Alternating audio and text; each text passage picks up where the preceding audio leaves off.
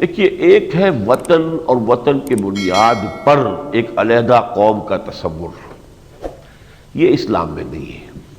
یہ آج کی دنیا میں جس کو نیشن سٹیٹس کہتے ہیں، it's a very recent concept, اور اس کے اوپر جو ہے تنقید ویسٹ میں بھی ہو رہی ہے، اور اب دنیا ان سب کو چھوڑ کر نیشن سٹیٹس کو ایک ایسے گلوبل ولیج کی طرف جا رہی ہے جہاں یہ ساری تقسیمیں جو ہے وہ ختم ہو جائیں گی۔ لیکن اقبال نے جو بات کہی ہے وہ یہ ہے کہ اگر وطن کو اصل محبت کا مرکز بنا دیا جائے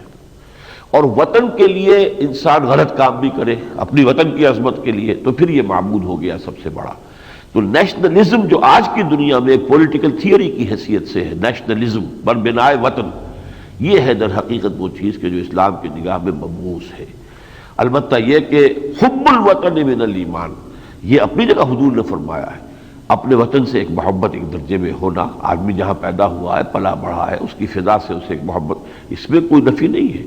لیکن یہ کہ اس وطنیت کو ایک ایسے نظریے کی حیثیت دے کر کہ پھر اس کے لیے ہر غلط صحیح کام کرنا ہے اور اسی کی عظمت کا راگ الاپنا ہے اور گیت گانے ہیں اور جے ہند اور زمین کی جو ہے کے حوالے سے جو ہے اپنی ایک